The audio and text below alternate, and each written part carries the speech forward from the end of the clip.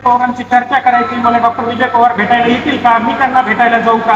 IMA जर श्रेष्ठ असतं, ज्येष्ठ असतं आणि एवढं मोठं असतं तर IMA हे केलं नसतं. त्याला कारण असं आहे, आपण आता राज्यामध्ये अशी मोहीम उघडणार आहोत, राज्यातला एकही RMO होमिओपॅथी कोणत्याही हॉस्पिटलमध्ये काम करणार नाही. कारण सांगतो, अहमदनगर इथनं ज्यावेळेस स्मृती समितीचं आझाद मैदानावर आमरण उपोषण होतं, सगळे RMO पाठीमध्ये आमच्याकडे आले. तिथले पेशंट डॉक्टरांना म्हणायचे, ज्यावेळेस कन्सल्टंट इंट्राकॅथ लावायला लागले, सेंट्रल लाईन लावायला लागले, हे आऊट जाते दोनदा, डॉक्टर साहेब तुमच्या हाताखालचे डॉक्टर तर 0 मिनिटात लावत होते, तुमचा हात थरथर कापतोय आणि हे रात्र दिवस ICU ला ड्युट्या करत होते आणि यांनी कबूल केलं. आज आम्ही सुखाने झोपू शकतो तर हे RMOच्या जीवावर, हाऊसमनच्या जीवावरती. आणि आपली आंदोलनातली ताकद पहिली जर असेल तर ते आदरणीय भोंगले शाह आहेत आणि दुसरी ताकद असेल तर RMO आहे. आपण प्रत्येक RMOला फोन करून या आंदोलनात उतरवायचं आहे. तिसरं महत्वाचं गोष्ट तुम्हाला मी सांगतो, राज्यामध्ये काल आपण 35 पेक्षा जास्त आमदारांची भेट घेतली. प्रत्येक आमदारांना हा मानसिक धक्का होता. त्याचं कारण असं आहे, त्यांच्या तालुक्यामध्ये होमिओपॅथी डॉक्टरांची क्षमता आणि रुग्णसेवा हे त्यांनी पाहिलेली आहे. IMAचे डॉक्टर्स कोणत्याही आमदाराला, कोणत्याही राजकीय पक्षाला, इथे राजकीय पक्षाचे राज्याचे अध्यक्ष बसलेले आहेत, IMAच्या घरच्या मंडळी ऐकत नाही तर IMAचे पेशंट लोक काय ऐकणार आहेत. मतदानाचा होमिओपॅथी डॉक्टर किंवा आयुर्वेद डॉक्टर हे मतदान जेवढं फिरू शकतात आणि हा प्रेशर सरकारवर निर्माण झालेला आहे. सरकारला अनेक जण असं म्हणत आहे, 1 लाख होमिओपॅथी डॉक्टर गुणिले 500 त्यांचा रुग्णवर्ग जरी पकडला तर 80-90 लक्ष लोकांचं मतदान येणाऱ्या 3-4 महिन्यांमध्ये स्थानिक स्वराज्य संस्थेच्या निवडणुका आहेत आणि हा तडकाफडकी निर्णय रद्द केल्याने हे विरोधात मतदान केलेलं आहे तुमच्या. म्हणजे हे आपल्याला 2 आमदार जे नडलेले आहेत, ज्यांना आपण जोडल्याशिवाय राहायचं कामा नये. पहिले आमदार आहेत सर मुनगंटीवार आणि दुसरे आमदार आहेत अंबादास दानवे. ह्या दोघांनी आपली बाजू कोणाची ऐकलेली आहे का? आपल्या राज्यापैकी एक जणांनी सांगावं की हे होमिओपॅथी डॉक्टरशी बोलले आणि मग यांनी स्टेटमेंट केलेलं आहे. राज्यात एक जण जरी भेटलं तर आपण आंदोलन मागे घेऊ. या ठिकाणी जे ठरणार आहे ते राज्यामधल्या 35 जिल्ह्यांमध्ये द्यायची जबाबदारी आमच्यावर आलेली आहे. आपण तिथे जेवढे जण बोललेले आहात प्रत्येकाचं मी नाव लिहून घेतलेलं आहे. मला क्षमा करा जर मी सगळ्यांची नावं टाकू शकलो नाही त्या मेसेजमध्ये, कारण मेसेज शॉर्ट बट स्वीट आणि जे ठराव ठरणार आहे त्या मिटिंगकडे राज्याचं लक्ष आहे. तर ह्या मिटिंगमध्ये आपण ठराव घेऊ शकलो नाही, या मिटिंगमधनं कॉन्क्रीट डिसिजन देऊ शकलो नाही तर आपण इथेच हरलेलो आहे. कारण आपल्याला इथून कॉन्क्रीट डिसिजन द्यायचं आहे. सगळ्यात महत्वाचं, राज्यातल्या डॉक्टरांची तळमळीची अशी इच्छा आहे, त्यात महिला वर्गाची अशी इच्छा आहे की विधान परिषदेचे अंबादास दानवे होमिओपॅथी डॉक्टरांना 1 दिवसाचा कोर्स, बोगस डॉक्टर 6 महिन्याचा कोर्स ही भाषा बोलत असतील आणि विधिमंडळाचा अपमान करत असतील, पदावर बसलेला व्यक्ती, तर यांना आम्हाला त्यांच्या पोस्टरला चपलाचा हार आणि चपलाने त्यांना आम्हाला जोडायचा आहे. हक्कभंग त्यांच्यावर दाखल केला पाहिजे. आणि दुसरे 1 लाख होमिओपॅथी डॉक्टरांच्या अन्नामध्ये जे माती घालवणारे सुधीर मुनगंटीवार आमदार आहेत, यांनी आपली बाजू न ऐकता IMAचे जावयाचे लाड पुरवण्यासाठी 1 लाख डॉक्टरांचा संसार रस्त्यावर आणलेला आहे. त्यांच्याही फोटोला आम्हाला चपलेचा हार आणि चपलाच्या जोडाने मारायचा आहे. आणि ही भूमिका ठराव मांडण्यासाठी माझ्यावर दबाव आहे. हा ठराव जर मान्य झाला तर 14 आणि 15 उद्या सोमवार आणि मंगळवार हा संपूर्ण राज्यामध्ये, संपूर्ण तालुक्यामध्ये हा कालबाह्य कार्यक्रम व्यवस्थित राबवला जाणार आहे. आणि सरकारला चमत्काराशिवाय नमस्कार कळत नाही. IMAचं उदाहरण सांगतो, बाबा हो, आपल्यापैकी सगळे आपण 2 आणि 3 फेब्रुवारीला दिल्लीला होतो. कशासाठी होतो? आपल्याला ब्रिज कोर्स दिला होता. कुणी दिला होता? देशातले सगळ्यात महान नेते मोदींनी दिला होता. आणि काय झालं नंतर? आपण समर्थन करायला गेलो, त्यांचा हात मजबूत करायला गेलो. 6 फेब्रुवारी रोजी 1 दिवसाचा IMAने देशातला बंद केला. मोदींनी तो ब्रिज कोर्स गुंडाळून फेकला. आजपर्यंत कोणी नाव ऐकलं का ब्रिज कोर्सचं? ती परिस्थिती महाराष्ट्रात झालेली आहे. IMAने 1 दिवसाचा महाराष्ट्राच्या बंदची धमकी काय दिली? मुख्यमंत्र्यांकडे हा कागद काय दाखवला? आपल्याला आपला CCMPचे अधिकार शून्य करून टाकलेले आहे. जी समिती नेमलेली आहे, आदरणीय व्यासपीठाला मी सांगू इच्छितो, समितीत असं ठरलेलं आहे की समितीमध्ये एकही होमिओपॅथी संघटनेचा डॉक्टर घ्यायचा नाही, जेणेकरून आपल्याला CCMPची व्हॅलिडिटी अडचणीत आणायची आहे. हा सर्टिफिकेट कोर्स आहे. It is a not diploma course और it is a not degree course. आणि समिती अहवाल देणार आहे. त्याच्यामध्ये सगळे IMF धार्जिने लोक बसवलेले आहेत आणि त्यांच्याकडनं असं लेखी स्वरूपात येणार आहे की हा CCMP कोर्स इनव्हॅलिड आहे आणि जे जजमेंट किंवा जे काही पास रुलिंग झालेलं आहे ते विड्रॉ केलं जात आहे आणि हे CCMP पात्र झालेल्या डॉक्टरांचा अधिकार काढून घेण्यात येत आहे आणि पुढील अमर्याद काळासाठी या कोर्सवर बंदी घालण्यात येत आहे. हा समितीचा निर्णय तुम्हाला मान्य आहे का? नाही. जर नसेल तर आपल्या आंदोलनातली बाहुबली शहांना समर्थनाची पहिली घोषणा आहे. दुसरी ठरावाची घोषणा असेल ही समिती 1 तासात जर तयार होऊ शकते तर ती 16 जुलै रोजी कॅन्सल झालीच पाहिजे, रद्द झालीच पाहिजे. तर 1 तास डॉक्टरांना तुम्ही विश्वासात न घेता समिती निर्माण करत असाल तर त्या समितीची वैधता आमच्यासाठी धोक्याची आहे. मित्रांनो, आपल्याकडे बऱ्याच डॉक्टरांचं कन्फ्युजन असं होत आहे की आपल्याला MMC कडेच रजिस्ट्रेशन का असावं. आता मी तुम्हाला MMC कडे रजिस्ट्रेशन का असावं, आपला अभ्यास कमी आहे मित्रांनो, आपण वाचत नाही आहात.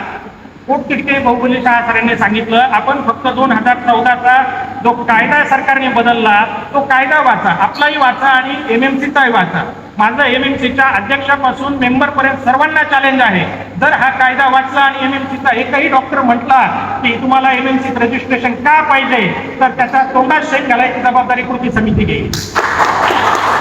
त्याचं कारण असं आहे मित्रांनो, त्या महाराष्ट्र मेडिकल काउन्सिल ऍक्ट 1965 मध्ये असं म्हटलेलं आहे, चॅप्टर क्रमांक 1 मध्ये, ह्याच्यात मी तुम्हाला वाचून दाखवतो. पहिला चॅप्टर क्रमांक 1 त्याच्यातला क्लॉज 2 त्याच्यातला clause D, who is the medical practitioner, त्याच्यामध्ये IMH डॉक्टर्स घेतलेले आहेत, MBBS डॉक्टर्स घेतलेले आहेत, MD MS डॉक्टर्स घेतलेले आहे. आणि खाली 2014 साली आपल्या अभूतपूर्व आंदोलनामुळे, भस्मे सरांच्या अभूतपूर्व आंदोलनामुळे, राज्यातल्या प्रत्येक भूमिकाची संघटनेच्या अभूतपूर्व आंदोलनामुळे, प्रत्येकाच्या योगदानामुळे जो कायदा झाला त्या कायद्यानुसार खाली आपल्याला 2 नंबरच्या कॉलम मध्ये प्रोव्हाइडेड दॅट जे डॉक्टर CCMP कोर्स उत्तीर्ण होतील ते आजपासून या 2014च्या कायद्यानुसार RMP डॉक्टर्स होणार आहेत, रजिस्टर्ड मेडिकल प्रॅक्टिशनर.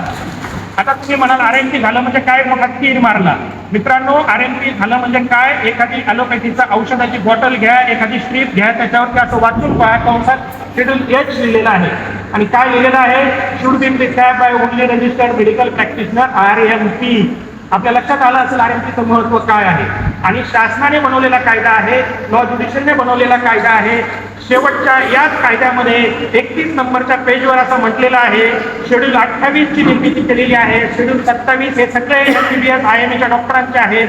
शेड्यूल 28 आहे, 28 मध्ये म्हटलेलं आहे रजिस्टर्ड प्रॅक्टिशनर डिफाईन्ड क्लास 16 आपला ऍक्ट 1960चा महाराष्ट्र होमिओपॅथी प्रॅक्टिशनर ऍक्ट, ते CCMP पात्र होतील त्यांच्यासाठी स्वतंत्र नोंदणी पुस्तिका ठेवण्यात येईल आणि त्यांना इथे नोंदणी दिली जाईल. मग मला सांगा, आपण स्वतःहून MMC मध्ये नोंदणी मागतोय का?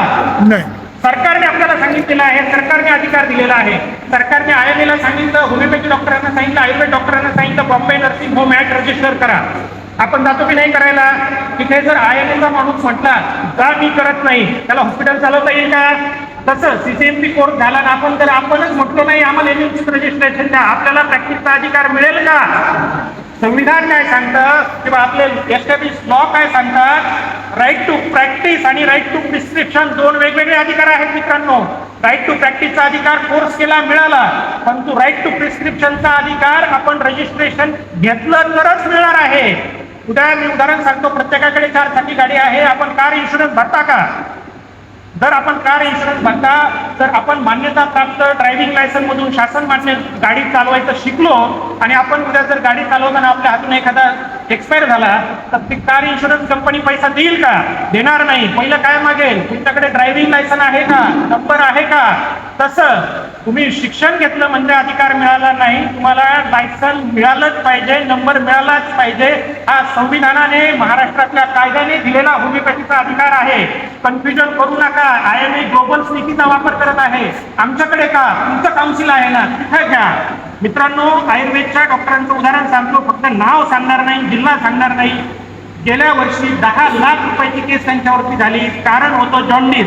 जॉन्डिसची ट्रीटमेंट करताना पेशंट एक्सपायर झाला, आयुर्वेदवाला कुणी पण टंके की चोट पे म्हणतो, मला ॲलोपॅथीची परमिशन आहे, कोर्टाने नाकारलेलं आहे. They are not registered medical practitioners because MCI act 1959 आणि Maharashtra medical council act not registered RMP K RMP नाही आहे. तर त्यांच्याच काउन्सिलने घरगुती शिकवलं, घरगुती परमिशन दिली, केंद्रात मध्ये घुसले, केंद्राच्या CCM ने परमिशन दिली. तसं लंगडं काम आपलं नाही. आपल्या ह्या सगळ्या शिष्टमंडळाने कृती समितीने केलेल्या मागणीला आपल्याला न्याय मिळालेला आहे. आणि तुम्हाला हेही सांगतो, MMC रजिस्ट्रेशन बद्दल भांडणारा डॉक्टर विजय पवार हा एकमेव व्यक्ती होता. इथे संतोष पक्षी आहेत, आमच्या कृती समितीच्या मॅडम आहेत, मॅडमही भांडायला होत्या, प्रशांत शिंदे सर आहेत, स्वप्नील आहे, सवारे सर आहेत. विषय असा होता, 14 एप्रिल 2014 रोजी अजितदादांनी आम्हाला बोलवलं का आम्ही पद्मभूषण अण्णासाहेब हजारेंच्या तिथे गेलो. म्हटलं कायदा झालाय पण आम्हाला परमिशन नाही मिळालेली, आम्ही जेलभरो आंदोलन करत आहे. अण्णांनी सांगितलं या आंदोलनाचं नेतृत्व मी पद्मभूषण अण्णासाहेब हजारे राज्यातल्या 58,000 होमिओपॅथी डॉक्टरसाठी करतो. आणि अजितदादांनी सांगितलं आंदोलन करू नका, तुमचं सगळं काम झालेलं आहे, पेपर दाखवतो, सह्याद्री वरती या. 14 एप्रिल 2014 आम्हाला बोलवलं, सगळं दाखवलं. मी त्यांना प्रश्न विचारला, दादा तुम्ही घाई करताय, MMC रजिस्ट्रेशन देणार नाही, हेल्थचा अनुभव आहे आम्हाला. दादांनी असे पेपर आपटले. दादांचा स्वभाव कठोर आहे. प्रशांत शिंदे सगळे मला सांगत होते दादांची पंगा घेऊ नका. म्हटलं पंगा विजय पवार नाही घेत, 58,000 लोकांच्या भविष्यासाठी घेत आहे. असे पेपर आपटले. त्या विजय पवारचा आणि ह्या कृती समितीचा माझ्यावर विश्वास मुळीच नाही.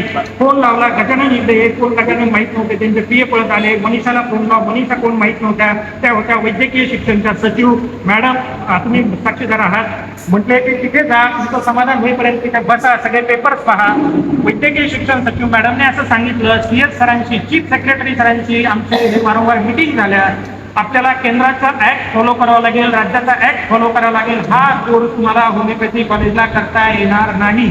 अन्यथा तुम्ही होमिओपॅथीच्या काउन्सिलमध्ये ऍक्टमध्ये बदल करा तर करता येईल, पण आता करता येणार नाही. हा MBBS कॉलेजलाच करावा लागेल.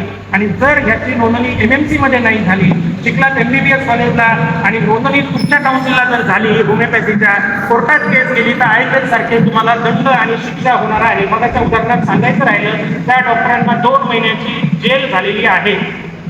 30 लाख रुपये खर्च, सुप्रीम कोर्टापर्यंत डॉक्टर गेले, जेल वाचली नाही आणि पैसाही खर्च झाला, 10 लाख रुपयाचा फाईन नाही झाला.